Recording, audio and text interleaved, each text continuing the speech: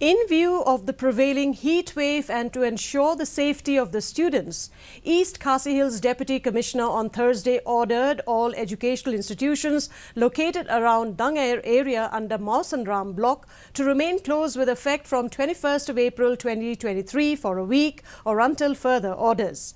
The Deputy Commissioner also said outdoor activities in all schools in East Khasi Hills are to be kept in abeyance until further order. Health Minister Dr. Ampreen Lingdor also said that things are under control as there is no alarming report from anywhere in the state.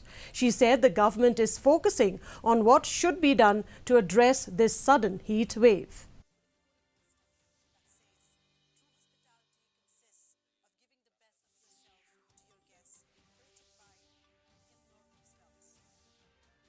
We have sent advisories to DCs to send to schools and institutions to ensure that children do not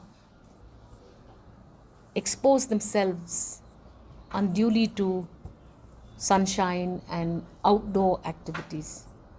So far things are under control. We've not got any report that is alarming in any kind. So